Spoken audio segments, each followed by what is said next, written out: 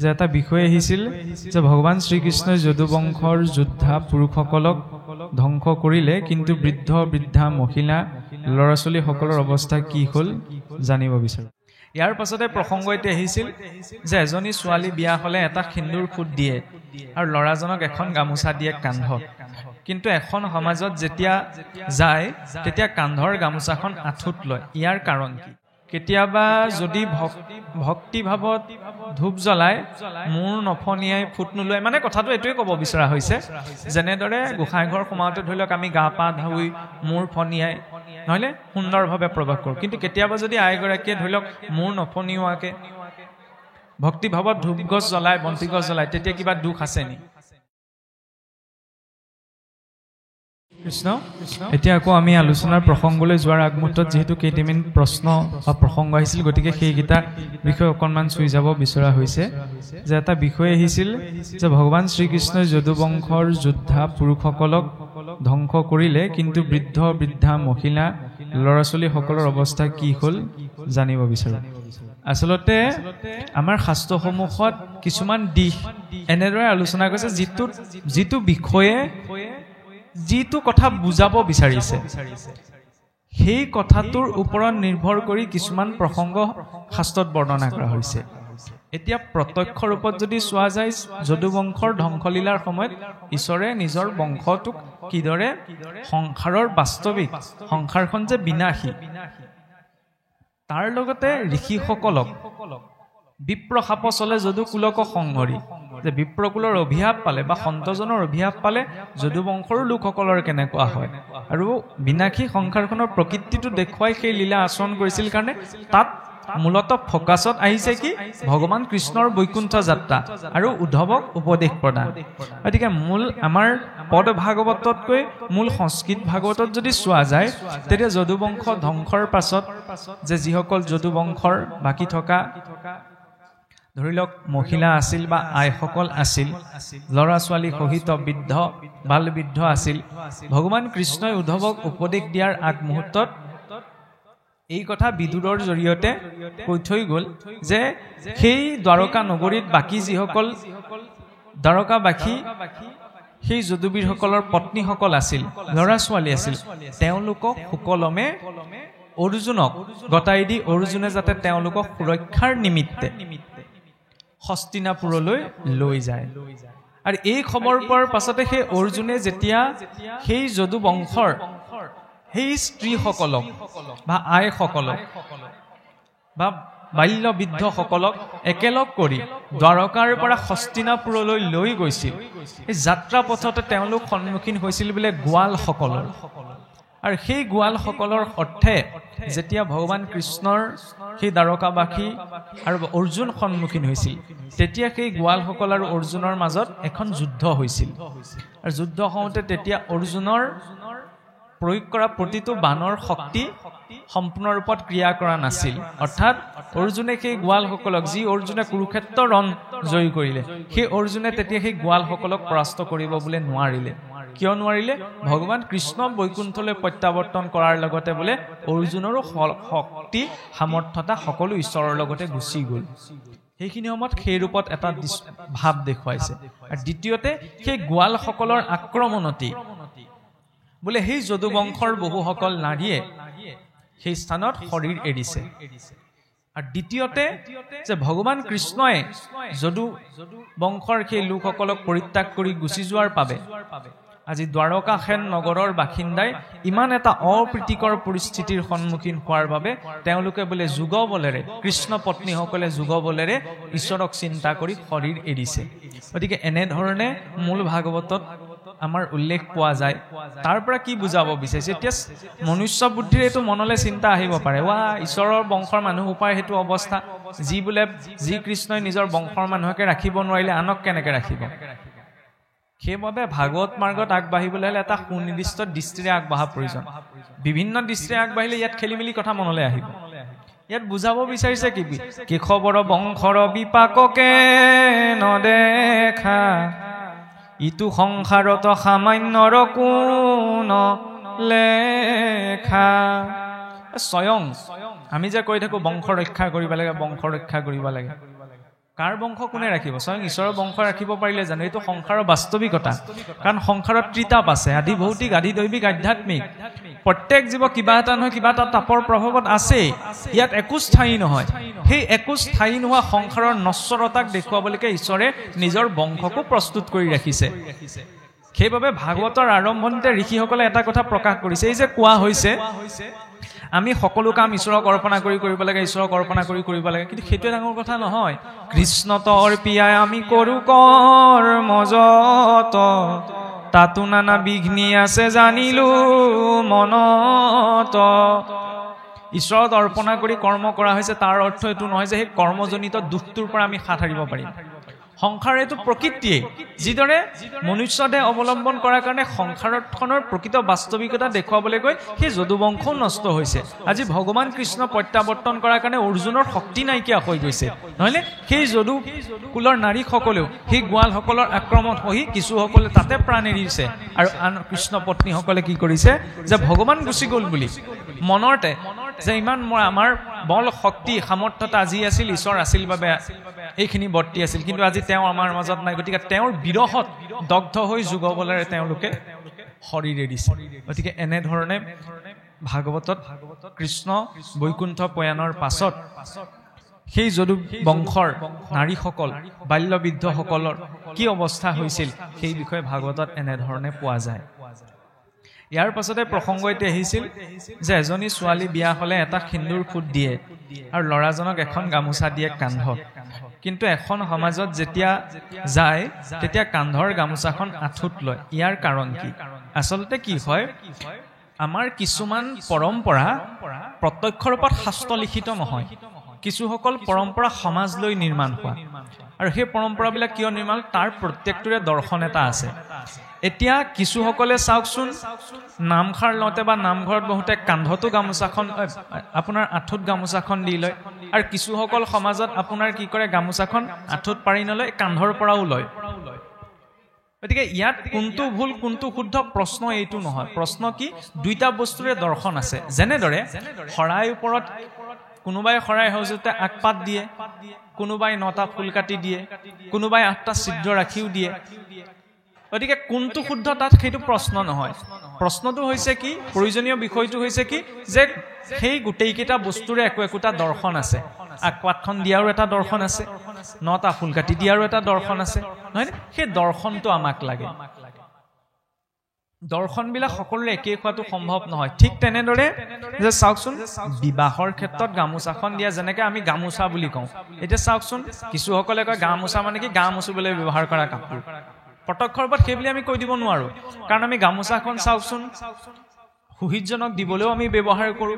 ঈশ্বৰৰ থাপনাখনতো ব্যৱহাৰ কৰোঁ গা মুচিবলৈ ব্যৱহাৰ কৰোঁ কিন্তু একেখন বস্ত্ৰ নহয় প্ৰয়োগটো ভিন্ন হোৱাৰ কাৰণে তাৰ দৰ্শনটো বেলেগ বেলেগ হৈ পৰে যেনেদৰে গা ধুবলৈ গা মুচিবলৈ ব্যৱহাৰ কৰা গামোচাখন লৈতো মই নামঘৰলৈ নাহোঁ বস্ত্ৰ একেখন কিন্তু প্ৰয়োগটো ভিন্নতা হোৱাৰ কাৰণে দৰ্শনটো বেলেগ হৈছে গতিকে ইয়াতো গামোচা একেখনেই কোনোবাই আঁঠুত লৈছে কোনোবাই কান্ধৰ পৰা পেলাই লৈছে তাৰ এটা দৰ্শন আছে কি গামোচাখন আমাৰ 3 গুণৰ 3খন বস্ত্ৰ বুলি কোৱা হয় নহয় গামোচাখনে বোলে ৰজগুণক বুজায় এতিয়া নাম লওঁতে এতিয়া ৰজগুণটো আমি কান্ধত লৈ পেলাই নাম ল'ব নোৱাৰো সেইকাৰণে কিছু সমাজত এইটো চিন্তা আছে কি সেই ৰজগুণক নিজৰ কান্ধৰ পৰা তললে নমাই এই আঁঠুত ৰাখি পেলাই ঈশ্বৰৰ নাম খাৰ লয় লগতে এইটো দৰ্শনো আছে আমি ঈশ্বৰৰ নাম লওঁতে হাত চাপৰি বজাইছো কৰতাল ধ্বনি কৰিছো গতিকে ঈশ্বৰৰ নাম লওঁতে উঠা কৰতলৰ ধ্বনি যেটা প্ৰত্যক্ষ ৰূপত আমাৰ কঁকালৰ তলৰ বস্ত্ৰখনত স্পৰ্শ নহয় এনেদৰেও কিছুসকলে ভাবে আৰু যিসকলে আপোনাৰ গামোচাখন কান্ধৰ পৰা পেলাই লয় তাতো এটা দৰ্শন আছে বৈষ্ণৱ মাৰ্গত চাকচোন ভুনি পচুৱা মালা গামোচাক মালা কোৱা হয় নহয়নে পচুৱা হৈছে চাদৰখন উপবিত বস্ত্ৰখন আৰু ভুনি হৈছে ধুতিখন মালা আমি ক'ত পিন্ধে বোলে ডিঙিত থাকে নহয়নে গতিকে গুৰুৱে যেনেকৈ শৰণ লওঁতে বস্ত্ৰ আদান প্ৰদান কৰি গামোচা এখন দিয়ে গতিকে সেইখন কান্ধৰ পৰা কান্ধত লৈ পেলাই তেওঁ ঈশ্বৰৰ নামষাৰ প্ৰসংগ কৰিছে সেই গামোচাখনে সেই অৰ্থত মালাকো বুজায় গতিকে যি সমাজত আৰু যিজন ব্যক্তিয়ে যেনেদৰে নিৰ্ণয় পাইছে তেওঁ তেনেদৰেই চলাব আমি এইটো ক'ব নোৱাৰো যে ধৰি লওক আঁঠুত লোৱাটো শুদ্ধ বা ডিঙিৰ পৰা লোৱাটো ভুল বা ডিঙিৰ পৰা লোৱাটো শুদ্ধ আঁঠুত লোৱাটো ভুল দুইটাৰে দৰ্শন আছে যিজনে যে ধৰণৰ দৰ্শন পাইছে তেওঁ তেনেদৰে আচৰণ কৰিব কাৰণ মূল ভক্তটো কি সেইবিলাকৰ আচৰণৰ জৰিয়তে যাতে আমাৰ ভক্তি ভাৱটো আহে পৰিৱেশটো আমি সেইকাৰণে নিৰ্মাণ কৰি লওঁ নহয়নে গতিকে সেই দৰ্শনটোক যদি আমি লাগি আগবাঢ়ো তেতিয়া ধৰিলে ইয়াত ধৰি লওক ভুল শুদ্ধৰ প্ৰসংগ আহিব নালাগে আৰু নিশ্চয় প্ৰশ্নকৰ্তাজনে ইয়াত ভুল শুদ্ধ বুলি প্ৰশ্ন কৰা নাই আচলতে জানিবলৈ বুলিহে কথাষাৰ প্ৰকাশ কৰিছে গতিকে যিহেতু দুইটা দৰ্শন আছে গতিকে আমি যিটো ঢুকি পাইছো তাৰ আধাৰ দুইটা দৰ্শনৰ কথাই প্ৰকাশ কৰা হৈছে আৰু ইয়াৰ পাছত এটি প্ৰশ্ন আহিছিল যে এগৰাকী মহিলাই নিজৰ নামঘৰত যেতিয়া চাকি জ্বলায় তেতিয়া সুন্দৰকৈ নামঘৰ যায় কেতিয়াবা যদি ভক্তি ভাৱত ধূপ জ্বলায় মূৰ নফনিয়াই ফুট নোলোৱাই মানে কথাটো এইটোৱে ক'ব বিচৰা হৈছে যেনেদৰে গোসাঁইঘৰ সোমাওঁতে ধৰি লওক আমি গা পা ধুই মূৰ ফনিয়াই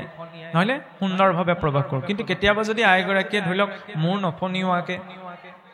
ভক্তি ভাৱত ধূপ গছ জ্বলায় বন্তি গছ জ্বলায় তেতিয়া কিবা দুখ আছে নি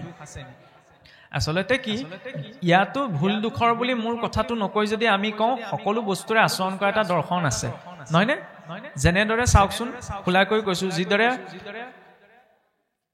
ব্ৰাহ্মণজনে শিখা বান্ধি পেলাইহে ধৰি লওক মন্ত্ৰ জপ কৰে আগতেতো আমাৰ সকলো হিন্দু লোকৰ শিখা আছিল ঠিক তেনেদৰে আইগৰাকীও চুলিখিনি বান্ধি লৈ পেলাই ঈশ্বৰ সেৱা কৰাটোৱে মূল দৰ্শন নহলে বিব্বলা হয় চুলি যদি মেলি থাকেতো বিব্বলা হৈ থকা নহয়নে আউল বাউল হৈ থকা গতিকে আউল বাউল হৈ থকাতকে কেতিয়াবা লৰালৰিত বোলে তেনেকেই ধূপ গছ জ্বলাই সেৱা ভাগ কৰিছে সেইটো বেলেগ কথা সেইটোত আমি পোনপ্ৰথমতে ভুল বুলি ক'ব নোৱাৰো তেওঁ সময়ৰ অভাৱ সেইকাৰণে চাগে নাই মোমাইতকে কণা মোমাই ভাল তেনেকে ঈশ্বৰৰ অন্তত ধূপ গছটো দিছে বা চাকি গছটো দিছে কিন্তু প্ৰকৃত এটা শালীনতাৰ দিশ হিচাপৰ পৰা ধৰি লওক চুলি কোচা বান্ধি মূৰটো ফনিয়াই আৰু সদাচলত মূৰটো ফনিয়াৰো নিৰ্ণয় দিয়ে নহয়নে গতিকে মূৰটো ধুনীয়া পুৰুষেই হওক লাগিলে মহিলাই হওক মূৰ ফনিয়াই ধৰি লওক খোপাটো বান্ধি পেলাইহে সেই ঈশ্বৰৰ কৰ্ম কৰাটো আচলতে বিধিত পৰে গতিকে তেনেকেই হ'ব লাগে কিন্তু লৰালৰিত বোলে চুলি কোচা নবন্ধাকেও তেওঁ ধূপ গছ জ্বলাইছে সেইটো এনেকুৱা এটা অপৰাধ নহয় যে যাৰ জৰিয়তে তেওঁ পাপ হ'ব সেইটো পাপ নহয় কিন্তু পৰাপক্ষত বান্ধি পেলাই ধৰি লওক মূৰটো ফনিয়াই ঈশ্বৰ সেৱা কৰিবলৈ যোৱাটোৱেই ধৰি লওক নিয়মত পৰে গতিকে এইকেইটা প্ৰসংগৰ কথা কোৱা হ'ল ইয়াৰ পাছত যদি কাৰোবাৰ যদি কিবা আকৌ সংশয় আছে কাৰণ আমিও মনুষ্য বুদ্ধিৰে কৈ আছো তেতিয়াহ'লে আপোনালোকে নিজৰ সংশয় প্ৰকাশ কৰিব পাৰে এতিয়া পাঠৰ আধাৰলৈ যদি আমি চাওঁ চাওকচোন এটা কথা অকণমান আগত পাঠে কৈ গ'ল যে এইটো নহয় যে কলিত দান পুণ্যৰ সংখ্যা কমিব কলিতে আটাইতকৈ বোলে দান পুণ্যৰ সংখ্যা বেছি কিন্তু কলিত কেনেকে ধৰ্ম আচৰণ হয় বোলে দান পুণ্য কৰিলে মুহুৰ হৈব খ্যাতি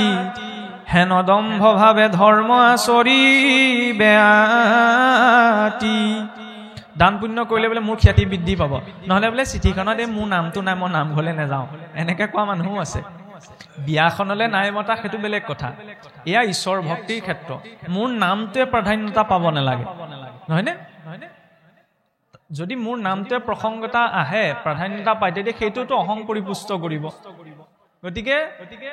ধৰ্মানুষ্ঠানৰ নামত আমি কিমান টকা পইচা খৰচ কৰিছো এইটো জৰুৰী নহয় তাৰ যেতিয়া অন্তৰৰ ভাৱটো আছে নে নাই নহলে চাওকচোন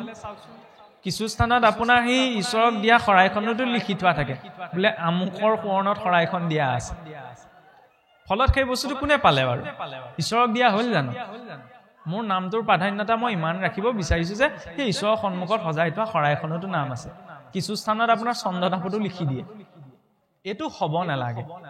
বাহ্যিক কিবা এটা ক্ষেত্ৰত কোনোবাই কিবা এটা দিছে তাত স্মৃতি হিচাপত ৰাখিব তাত ক'বলগীয়া নাই কিন্তু আমি ঈশ্বৰৰ অৰ্থে দিছো নহয়নে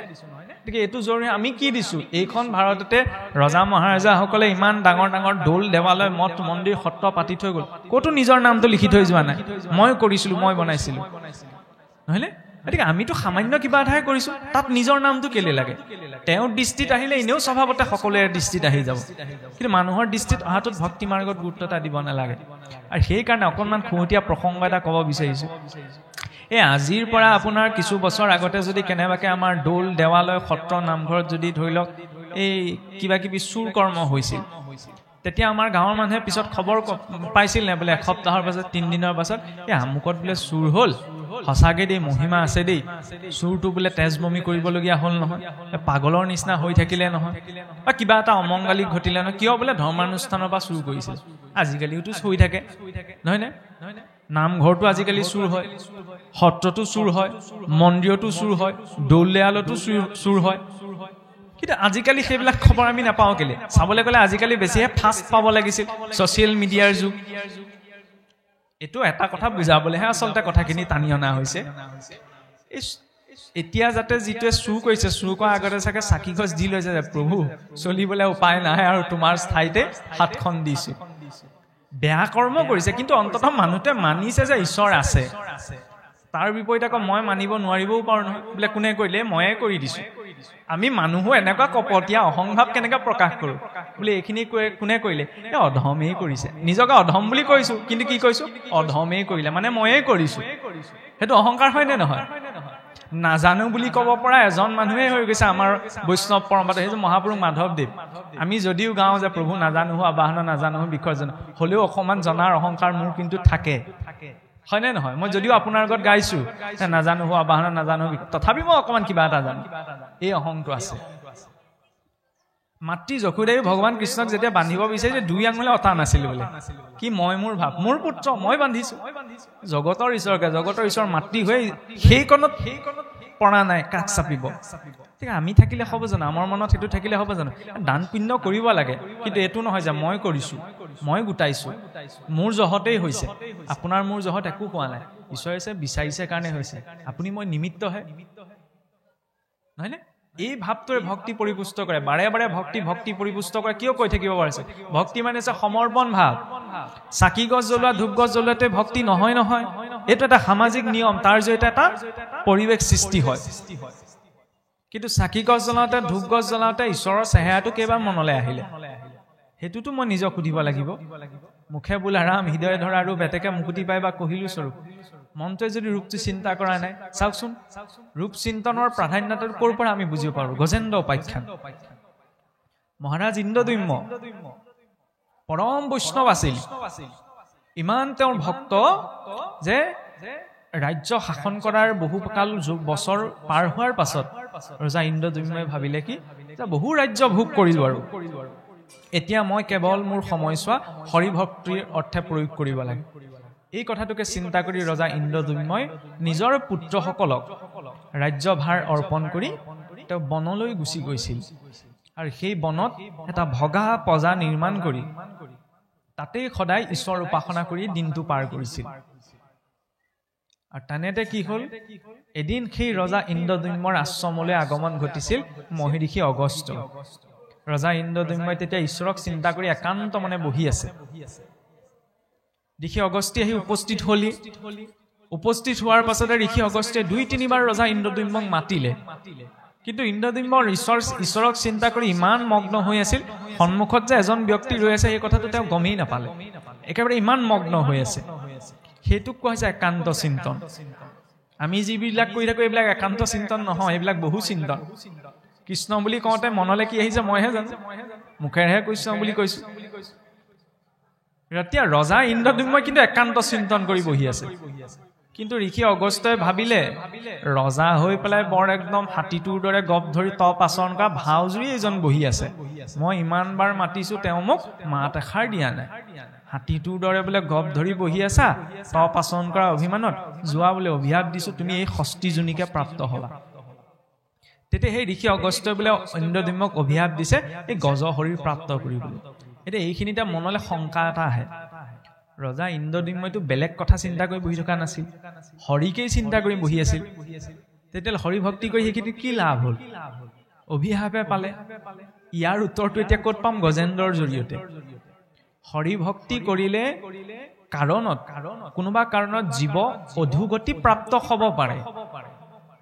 কিন্তু তাৰ পতন নহয় অধোগতি আৰু পতন দুটা বেলেগ বস্তু ৰজা ইন্দ্ৰদ্যুম্ন মনুষ্য শৰীৰ পাইছে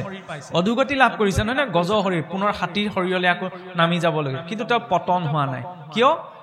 এই গজেন্দ্ৰ যেতিয়া গ্ৰাহে ধৰিছিল ইমান হাজাৰ বছৰ বোলে যুদ্ধ লাগিল তাৰপিছত যেতিয়া গজেন্দ্ৰৰ একেবাৰে বল শক্তি কমি আহিলে ইফালে গজেন্দ্ৰ একদম সতেজ তেজ পান কৰি গ্ৰাহৰ শক্তি বৃদ্ধি হৈ গ'ল তেতিয়া অন্তিম সময়ত যে গজেন্দ্ৰৰ ঈশ্বৰলৈ মনত পৰিলে কেনেকৈ মনত পৰিবলৈ পালে পূৰ্বকৃত পুণ্য আছিল অধুগতি পাইছে কিন্তু তেওঁ পতিত হোৱা নাই গজেন্দ্ৰই যে স্তুতি কৰিছিল মহাপুৰুষে যদিও লিখিছে যে গজেন্দ্ৰে শৰণ লৈলা ত্ৰাহি হৰি বুলি কিন্তু প্ৰত্যক্ষ ৰূপত গজেন্দ্ৰই ৰাম কৃষ্ণ নাৰায়ণ হৰি একো উচ্চাৰণ কৰা নাছিল গজেন্দ্ৰই কি কৰিছিল স্মৰণ কৰিছিল স্তুতিটো যে কৰিছিল হাতীটোৱে বাৰু স্তুতি কৰা সম্ভৱ নে গজেন্দ্ৰৰ মনত পৰিছিল কালৈ মনত পৰিছিল যিটো স্তুতিৰে সদায় তেওঁ ভগৱন্তক উপাসনা কৰিছিল ইন্দ্ৰদম্য হৈ থাকোতে অন্তিম সময়ত সেই স্তুতিটো তেওঁ মনত পৰিছিল সেইকাৰণে সদায় ঈশ্বৰৰ ওচৰত উপাসনা কৰোঁতে চাওকচোন যেনেদৰে চাওকচোন ঈশ্বৰৰ ওচৰত গুৰুমুখী হ'লে মন্ত্ৰ দিলে গুৰুৱে এটা মন্ত্ৰ দিয়ে নাম দিলেও এটা নাম দিয়ে ঠিক তেনে সদায় ঈশ্বৰৰ ওচৰত সদায় বোলে একেটা প্ৰাৰ্থনাকে কেলে কৰি থাকিম নতুন নতুন প্ৰাৰ্থনা কৰিব লাগে নতুন নতুন কিবা কিবি গাব পাৰে কিন্তু এটা নিৰ্দিষ্ট স্তুতি নিৰ্দিষ্ট অন্তত ঘোষা সদায় উচ্চাৰিত হ'ব লাগে সেইটোৱে স্থায়িত্বটো প্ৰদান কৰে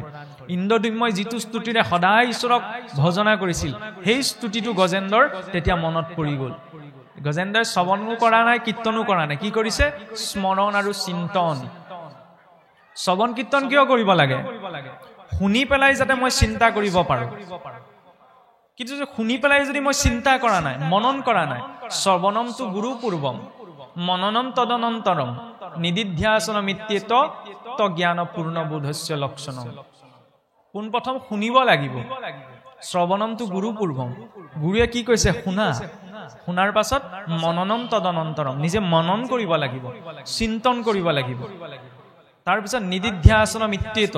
স্বাধ্যায় তাক আচৰণ কৰাৰ বাবে অভ্যাস কৰিব লাগিব তাৰ পাছতে তত্ত্বজ্ঞান পূৰ্ণ বোধস্য লক্ষণম তাৰ পিছতে তত্ত্বজ্ঞান উপজি তেওঁ পূৰ্ণত্ব প্ৰাপ্তিৰ দিশত আগবাঢ়িব পাৰে এইটো হৈছে ক্ৰম মই শ্ৰৱণ কৰিছো কৃষ্ণ কথা চিন্তা কৰিছো নে এতিয়া মনত কেনেধৰণৰ চিন্তা আছে আমি নিজকে পৰীক্ষা কৰি চাব ঘৰত কেতিয়াবা অকলে বহি থাকোঁতে মনলৈ কি চিন্তা আহে সেইখিনি সময়ত ঈশ্বৰ চিন্তা আহিছে নাই যদি অকলে থাকোঁতে বেলেগ কিবা অগ্ৰং বগ্ৰং ধেই কিবা কি চিন্তা আহিছে জানক অকণমান মেৰামতি কৰাৰ প্ৰয়োজন আছে কি যদি ভাল কিবা এটা চিন্তা আহিছে ঈশ্বৰৰ লীলা তেতিয়াহ'লে সেই মনটো কেতিয়াও বিচলিত হ'ব নোৱাৰে সেইটোত গুৰুত্ব এটা দিব লাগে এতিয়া গজেন্দ্ৰৰ জৰিয়তে আমাক কি দেখালে চাওকচোন অন্তিম সময়তে যেনিবা কোনোবা এজন কেকাই আছে ওচৰতে গীতা ভাগৱত পঢ়ি আছে মানুহৰতো এনেকুৱাওতো স্থিতি উৎপন্ন হয় যে কাণেৰে নুশুনা হৈ থাকে তেতিয়াহ'লে গীতা ভাগৱত ওচৰতে বহি আছে কেনেকৈ শুনি মুখেৰে কোৱা শক্তিটো কেতিয়াবা নাইকিয়া হৈ যায় তেতিয়াহ'লে কেনেকৈ ঈশ্বৰৰ নাম ল'ম তেতিয়াহ'লে কিহে ক্ৰিয়া কৰিব স্মৰণ আৰু চিন্তনে মনেৰে তাত চিন্তা কৰিব লাগিব চিন্তন কৰিব লাগিব কিন্তু কেতিয়া স্মৰণ আৰু চিন্তন কৰিব পাৰোঁ যেতিয়া এই গোটেই জীৱন শ্ৰৱণ কীৰ্তনৰ অভ্যাসটো থাকিব তাৰ জৰিয়তে স্মৰণ আৰু চিন্তন পৰিপুষ্ট হ'ব হয়নে এতিয়া চাওকচোন সমাজত কিবা এটা কৰ্ম কৰা হৈছে তাত মই নিজৰ ভাৱটো চিন্তা কৰাৰ প্ৰয়োজন নাই ঈশ্বৰে বিচাৰিলে কাৰণে পাইছোঁ মুখেৰেও নহয় ঈশ্বৰ বুলি কোৱা লাগিলে ঈশ্বৰৰ স্বৰূপটো মনলৈ আহিব লাগিব ধ্যান বৰ্ণনত দিছে নহয় ঈশ্বৰৰ বোলে চৰণৰ পৰা মস্তকলৈকে পুনৰ মস্তকৰ পৰা চৰণলৈকে ভক্তজনে ৰূপটো চিন্তা কৰিব লাগে তাৰ যেতিয়া মনটো স্থিৰ হয় কৰবালৈ গ'লে এতিয়া আপোনালৈ চাই দিয়াৰ লগে লগে আপুনি কি কাপোৰ কানি পিন্ধি আছে মোৰতো চকুৱে দেখা পাইছোঁ ঈশ্বৰেতো ৩২ প্ৰকাৰ অলংকাৰ পৰিধান কৰিছে হয়নে কৃষ্ণ দেখিবলৈ কেনেকুৱা তাৰ জৰিয়তে মনটো স্থিৰ হ'ব সেই ৰূপটোত যেতিয়া গুৰুত্ব এটা থাকিব আৰু কিবা এটা কৰোঁতে বহুতে যেতিয়া স্বৰূপটো মনলৈ ভাহি আহিব তেতিয়া সেইজন ব্যক্তিক আপুনি বেলেগকৈ ক'বগৈ নালাগে এইটো খাব নালাগে এইটো নাখাবা এইটো কৰিব নালাগে এইটো নকৰিবা স্বৰূপটো মনলৈ ভাহি অহাৰ লগে লগে সেইখিনিতে তেওঁ স্বভাৱতে সংযম হৈ যাব যিটো মেচিনৰ পৰা ধোঁৱা নোলায় এইটো মেচিন তেওঁ ধোঁৱা উলিয়াবলৈ ভুলতো ব্যৱহাৰ নকৰে বুজি লওক আৰু ইনডাইৰেক্টলি কি কৈছোঁ হয়নে এইটো মূৰ্খামীৰ এটাই পৰাকাষ্ঠা আজিকালি বিজ্ঞানীবিলাকেও লাগি আছে ধোঁৱা নোলোৱা মেচিন বনাবলৈ বায়ু প্ৰদূষণ হৈছে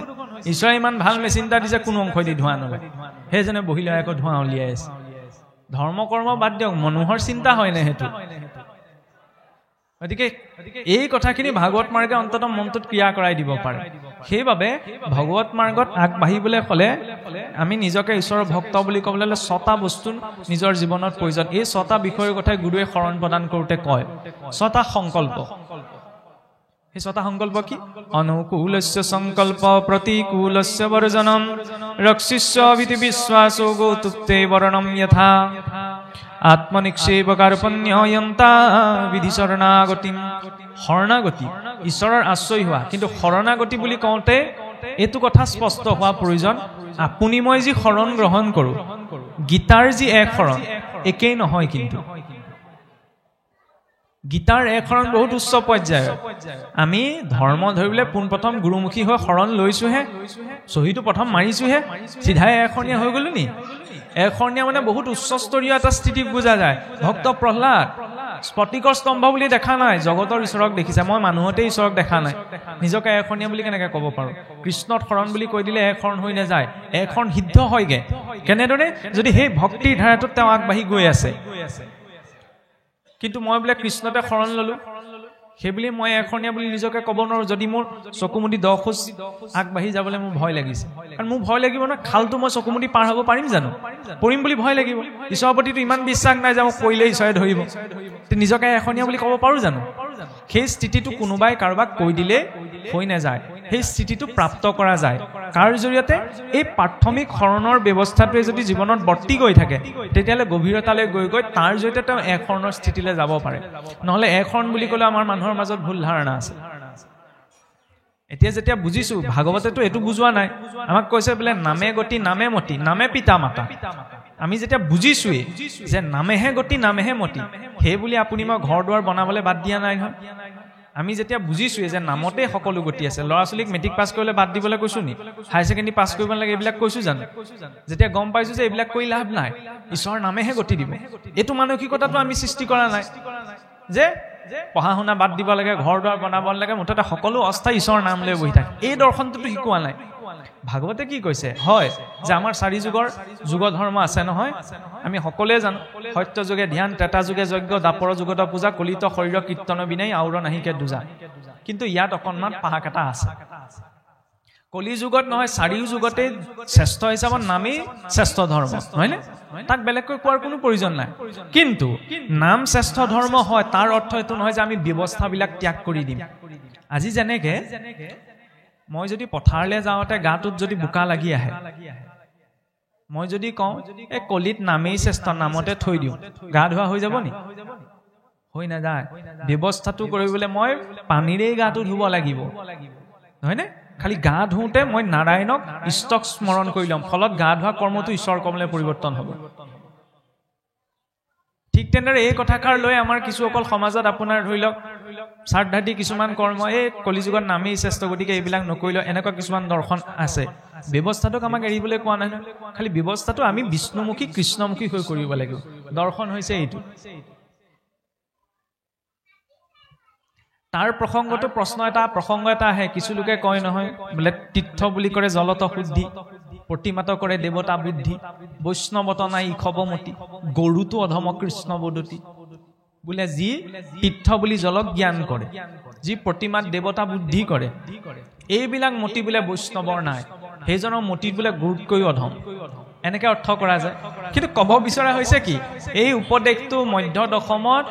বসুদেৱে বলৰামক দিছিল যিটোৰ পদ ভাঙনি কৰি মহাপুৰুষে লিখিছে যে তীৰ্থ বুলি জলকো জ্ঞান কৰা হয় কাৰণ আমি শৰীৰ স্বভাৱতে তীৰ্থ বুলি নাভাবিলে শৰীৰটোৰ কায়িক খুচিটো কিহৰ জৰিয়তে কৰোঁ জলেৰেইটো কৰোঁ নহয়নে গতিকে জলকো তীৰ্থ বুলি জ্ঞান কৰা হয় প্ৰতিমাটো দেৱ বুদ্ধি কৰা হয় আমি যেতিয়া কৈছো বোলে প্ৰতিমাত কেনেকে দেৱতা আছে যেতিয়া ভাগৱতেই কৈছে সমস্ত ভূততে নাৰায়ণ আছে নহয়নে তেতিয়ালে ঈশ্বৰৰ মূৰ্তিটোত ঈশ্বৰ নাই বুলি কোনোবাই ক'ব পাৰিবনে এইটোতো অপৰাধ হ'ব বৈষ্ণৱ মাৰ্গত কাৰণ আমাৰ ভাগৱত মাৰ্গত 8 প্ৰকাৰৰ মূৰ্তি কথা আছে শৈলিং দাৰুময়িং লৌহিং লেখা লেপ্যাস চৈকটিং মনোময় মণিমায়িং প্ৰতিমাস্ত বিধাস্মিত যে ভগৱন্তক উপাসনা কৰাৰ মূৰ্তিৰ অৱলম্বন কৰিবই লাগিব কোনেও মূৰ্তি নামানো বুলি বা মূৰ্তি মই নাই মানা বুলি ক'ব নোৱাৰে ভাগৱতো মূৰ্তি ভাগৱত ঈশ্বৰৰ বাংময় মূৰ্তি ঈশ্বৰৰ মূৰ্তি শিলৰ হ'ব পাৰে কাঠৰ হ'ব পাৰে ধাতুৰ হ'ব পাৰে মনোময় হ'ব পাৰে মণিময় হ'ব পাৰে লিখিত হ'ব পাৰে লিপিত হ'ব পাৰে মহাপুৰুষেও সেইভাবে লিখিছে যেতিয়া নাৰদদেৱে ভক্ত ধ্ৰুৱক উপদেশ দিছিল ঈশ্বৰক উপাসনা কৰিবলৈ তেতিয়া কৈছে কি বোলে মূলময় মন্ত্ৰময় দাৰুধাতুময় লেখালে পানুজত প্ৰতিমা দিশয় খালে গ্ৰাম শিলাত যে শ্বেতমণ্ডলত জল আদি অনুজত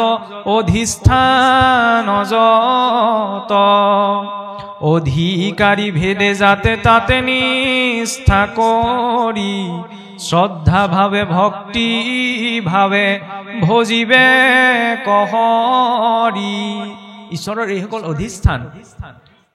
নহলে চাওকচোন এনেকুৱা মানসিকতাও আছে আমিয়ে কৈ পৰিছো আমিয়ে কৈছো যে সকলো ভূততে বিষ্ণু আছে কিন্তু নহয় ভাগৱততে আছে মূৰ্তিত নাই কাৰণ মূৰ্তি বুলি ক'লে গ'লে আমাৰ মানুহৰ মাজত ভুল ধাৰণা এটা আছে সেয়াও ঈশ্বৰৰ স্বৰূপ চাওকচোন সাধাৰণ স্বৰূপতে আজি যদি আপোনাৰ মোৰ পিতৃ মাতৃ যেনিবা ককা আইতাৰ ফটোখনত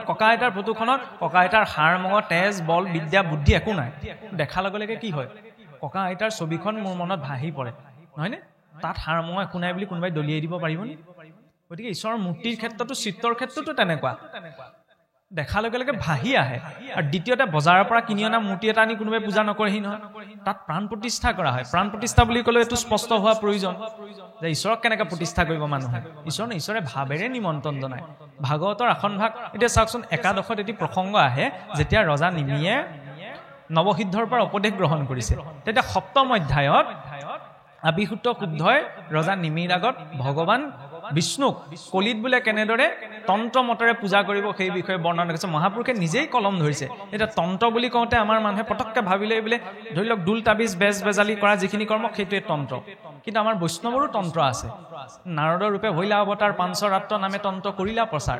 আমি উপাসনাৰ পদ্ধতি আমাৰ ক'ৰ পৰা আহে নাৰদ পঞ্চৰাত্ৰ তন্ত্ৰৰ পৰা তন্নাত্ৰায়তি তন্ত্ৰ তন মানে হৈছে শৰীৰক তৰাই নিয়াৰ যিটো মাধ্যম সেয়া হৈছে তন্ত্ৰ মাৰ্গ পূজাত কি কৰা হয় প্ৰতিজন বৈষ্ণৱে বিষ্ণুক পূজা কৰাৰ বাবে অধিকাৰী হয় দেৱী দেৱতাসকলৰ পূজাৰ ক্ষেত্ৰত বেলেগ কাৰণ তাত দীক্ষিত হ'বগে লাগে কাৰণ সকলোতে আমাৰ অধিকাৰ নাই কিন্তু বৈষ্ণৱ ৰূপত বিষ্ণুৰ পূজাত সকলোতে অধিকাৰ আছে আৰু পূজাতনো কি কৰা হয় এইটো আড়ম্বৰ নহয় এই যে কোৱা হৈছে সত্য যুগে ধ্যান ত্ৰেতা যুগে যজ্ঞ জীৱনৰ ৮ বয়সতে যদি শিক্ষা পঢ়া শুনাৰ ক্ষেত্ৰত ধ্যান নাথাকে সেইটো তেতিয়াহ'লে পাছৰ জীৱনত কি কৰিব কিবা এটা কাম কৰে ধ্যান মানে কি একাগ্ৰতাটো লাগিব নহয়নে একাগ্ৰতাৰ পিছতে ইয়াৰ পিছত ত্ৰেতাত যজ্ঞ যেতিয়া গৃহস্থিত প্ৰৱেশ কৰিলে কৰ্ম কৰিব লাগিব পূজা মানে এনালাইচিছ তাক বিশ্লেষণ কৰা আৰু যেতিয়া শৰীৰটো একেবাৰে অৱশ হৈ পৰিবগে কাম মন একো কৰিব নোৱাৰে তেতিয়া কি কৰিম একমাত্ৰ উত্তম মাধ্যম নাম কিন্তু ইয়াৰ অৰ্থ এইটো কোৱা হোৱা নাই যে নাম ল'বলৈ সেই বুঢ়া বয়সলৈ থৈ দিম নহয়নে কাৰণ পাক ঢেৰ আছে এইবিলাক পাক অকণমান খুলি বুজাটো বৰ প্ৰয়োজন যুগ ধৰ্মৰ ৰূপত এতিয়া স্বভাৱতে নাম শ্ৰেষ্ঠ কিন্তু নাম লোৱা মানে এইটো নহয় যে জীৱনৰ যাৱতীয় প্ৰয়োজনীয়খিনি আমি ত্যাগ কৰি দিম চাওকচোন ভগৱানক কেনেকৈ চিন্তা কৰা হয় যেনেকৈ অতিথি এজন সোমাই অহাৰ লগে লগে বাটত দেখাৰ লগে আমি ধৰি লওক আমাৰ অসমীয়া সমাজত কি কয় মুখ হাত ধুবলৈ পানী ঘটিটো আগবঢ়াই দিয়ে পানী এক জাৰ আগবঢ়াই দিয়ে ভগৱন্তক প্ৰথমতে ঈশ্বৰে ভাগৱতৰ আসনেই হওক মূৰ্তিৰ আসনেই হওক যিয়েই নহওক উপাসনাৰ তাত ভক্তজনে কি কৰিব ভগৱন্ত ক'ত আছে আমাৰ হৃদয়ত আৰু এই হৃদয়ৰ পৰা ভগৱন্ত এই ব্ৰহ্মতালেদি বাজ হৈ যে সন্মুখৰ আসনত বহিছে এই ভাৱনা তেওঁ কৰিব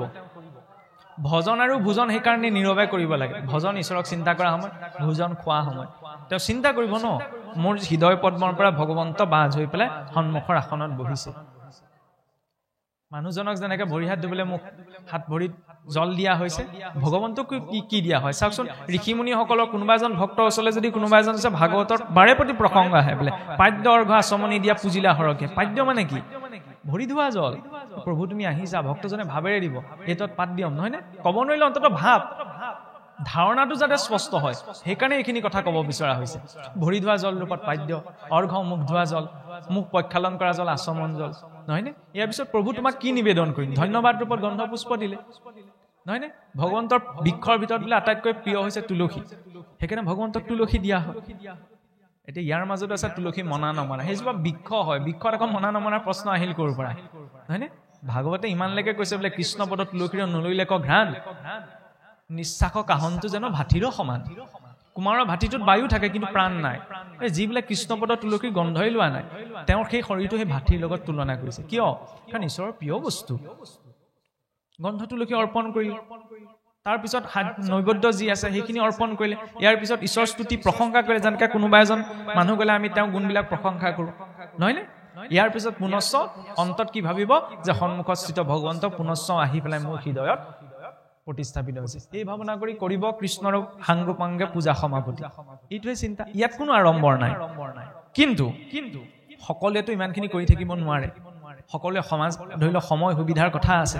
সেইকাৰণে কি ক'লে যে আটাইতকৈ উত্তম পূজা ভগৱানৰ নাম লোৱা আটাইতকৈ উত্তম যজ্ঞ ভগৱন্তৰ নাম লোৱা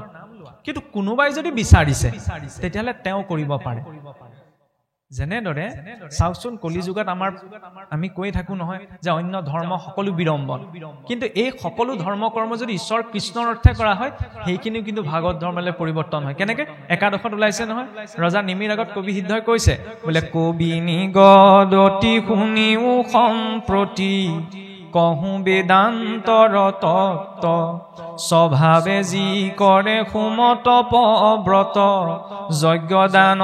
সদাচাৰ হুয়ায়ে কমনে যতে ক আচৰে লৌকিক বৈদিক কৰ্ম কায় বাক্য মনে ঈশ্বৰ কৃষ্ণত অৰ্পিব শিৱ ধৰ্ম নিত্য নৈমিত্তিক যত জাতি ধৰ্ম আশ্ৰমৰ যত কৰ্ম কৃষ্ণত অৰ্পিলে সিও হুৱে জানা মহাভাগৱত ধৰ্ম নিত্য নৈমিত্তিক লৌকিক বৈদিক যত যি কৰ্ম আছে এইখিনি যদি ঈশ্বৰক অৰ্পণা কৰি কৰা হয় সেয়াও ভাগৱত ধৰ্মলৈ ৰূপান্তৰ হয় তাৰ পৰা এইটো বুজাইছে নি যে কলিত যুগ ধৰ্মৰ কাৰণে সকলো কাম বনে ঈশ্বৰৰ নাম লৈ থকাটো নহয় ঈশ্বৰৰ নাম ল'ব লাগিব কিন্তু সকলো কৰ্ম ঈশ্বৰমুখী হৈ কৰা তাৰ জৰিয়তে লৌকিক কৰ্ম এটাও ঈশ্বৰৰ কৰ্মলৈ পৰিৱৰ্তন হয় এইটো হৈছে ভাগৱত ধৰ্মৰ সংজ্ঞা নিত্য নৈমিত্তিক আমি যি আচৰণ কৰিছো সেইকাৰণে ভক্তজনৰ দায়িত্ব কি শৰণ প্ৰসংগ কৈ থকা হৈছিল ন কোন প্ৰথম সিদ্ধান্ত কি অনুকূলেশ্য সংকল্প ঈশ্বৰৰ যিখিনি অনুকূল কাম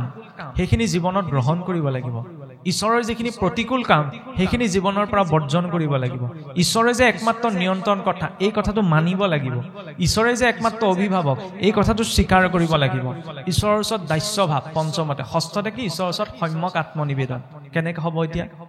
কেনেকৈ হ'ব তাৰ আগবাঢ়ি যোৱাৰ আগমুহূৰ্তত অকণমান পাঠ আগবঢ়াওক কৃষ্ণ